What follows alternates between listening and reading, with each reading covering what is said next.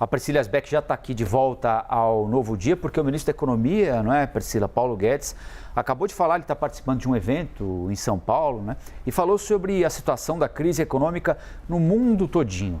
Ele disse que a tendência é que a situação piore. Vamos acompanhar.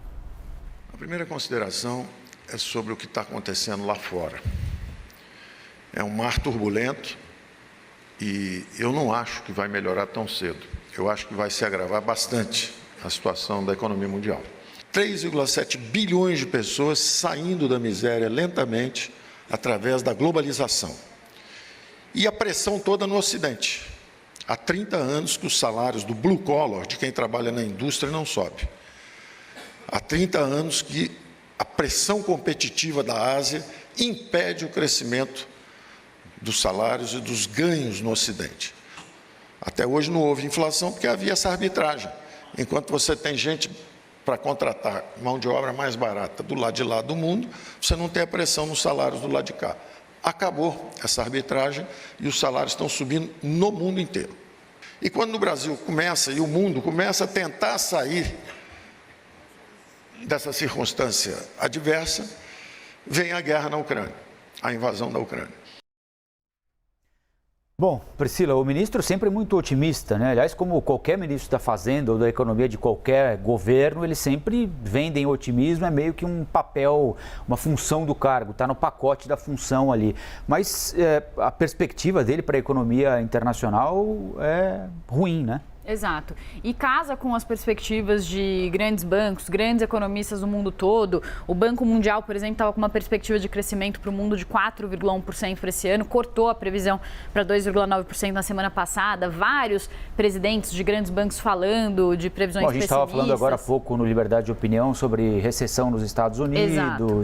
A China com um crescimento importante, mas abaixo daquilo que geralmente tem. Do 5,5% que eles têm de meta. A Europa deve ser atingida duramente também, né? Inflação, guerra na Ucrânia. Enfim. E nessa quarta deve ter um aumento de juros nos Estados Unidos, que pode ser o maior aumento desde 94. Então, de fato, o ministro Paulo Guedes ele tem toda a razão quando ele fala que existe um contexto global muito complexo, sim, como muitos dos economistas jamais viram, né? E eles ressaltam muito isso e com particularidades, com uma incerteza muito grande, porque é fruto de uma pandemia e de uma guerra, né? Então, as duas coisas combinadas, elas trazem um cenário incerto e muito diferente dos cenários de crise que nós tivemos anteriormente. Tem uma discussão muito forte de como vai ser a recessão nos Estados Unidos, como vai bater no resto do mundo, uma percepção de que a recessão talvez não seja tão ruim quanto as outras crises, os mecanismos financeiros estão mais seguros agora, mas a recuperação vai ser muito lenta.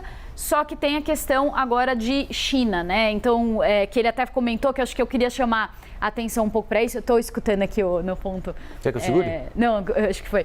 Mas aí ele coloca a questão sobre China, né? Então, é interessante também falar que o ministro Paulo Guedes, ele usa o discurso liberal por conveniência, né? Então, quando é conveniente falar sobre abrir o mundo, sobre liberalismo, ele fala. Mas quando é para falar que isso gerou uma pressão sobre mão de obra aqui, que os trabalhadores não tiveram aumento, porque teve um custo de mão de obra muito mais baixo na China, com os produtos vindo para cá, daí ele também fala sobre isso. Então, é interessante notar que ele vai modulando o discurso e tem modulado muito o discurso conforme as eleições vão chegando, né? E o que a gente tira de saldo dessas falas é que, mais uma vez, o ministro da Economia, ele fala sobre como que o mundo está enfrentando um momento complexo, mas sem falar também das particularidades do Brasil e sem ressaltar o que a gente não está fazendo de lição de casa por aqui. Porque a gente poderia estar melhor preparado para passagem desse momento difícil, né? Tudo depende de como determinado país, de qual é a saúde econômica de um determinado país, para saber quanto ele vai sofrer,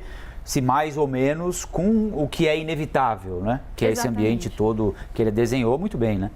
Porque, por exemplo, a gente vê os dados de arrecadação, né? Que é aquilo que a gente fala que a fotografia está boa, apesar de o filme não ser muito bom. Então, a arrecadação está subindo por causa de uma inflação que está subindo também. Então, como usar essa arrecadação que subiu da melhor forma. Não é do jeito que a gente está vendo com essas medidas que são feitas às pressas, que trazem uma desorganização do planejamento adiante, né? Poderia usar essa arrecadação a mais para ajudar a economia a mudar estruturalmente. Um outro ponto, as commodities subiram muito. Então, no caso dos emergentes, sim, a gente está inserido numa crise global, mas os emergentes também foram beneficiados com o aumento do preço das commodities. Essa é uma explicação do aumento da nossa arrecadação. Mas qual que é a análise que é feita? Em vez de usar essa arrecadação a mais para fazer medidas estruturais que façam sentido, são feitas medidas pontuais, desonerações em setores específicos para aliviar os preços no curto prazo, de olho nas eleições, em vez de fazer uma medida, por exemplo, uma reforma ampla tributária que resolveria a carga tributária de uma forma como um todo. Então,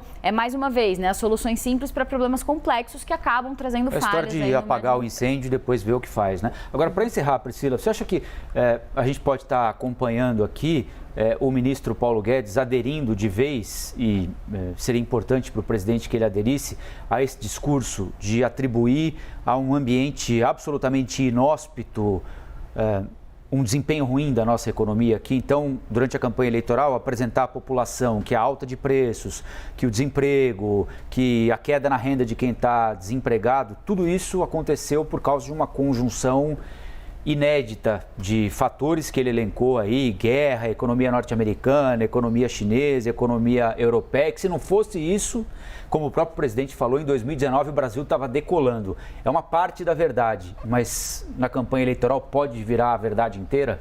É que o que acontece é que o ministro ele vai usando sempre o copo meio cheio e não fala do copo meio vazio. Então, tem uma boa parte do que explica a nossa crise aqui, que é fator global, né? Que explica, claro, estamos vindo de uma pandemia, estamos vindo também de guerra na Ucrânia, preços de energia subindo, isso causa crise em qualquer situação, em qualquer cenário, em qualquer momento histórico, né? Mas a questão é como que o Brasil está respondendo a esses pontos, está respondendo à inflação, aumento de preços e as medidas que está usando para responder a isso, que são medidas que vão cobrar o seu preço adiante. Então, eles estão tentando usar isso. Talvez exista um efeito sobre inflação no curto prazo, só que no ano que vem o eleitor ele vai ver o estrago que isso causa com essas medidas aí, que não são medidas feitas com mudanças estruturais e bem planejadas. Valeu, Priscila. Priscila Asbeck destacando para a gente aqui trechos importantes do discurso do ministro da Economia. A gente viu ali o presidente Jair Bolsonaro também vai falar daqui a pouquinho no evento em São Paulo.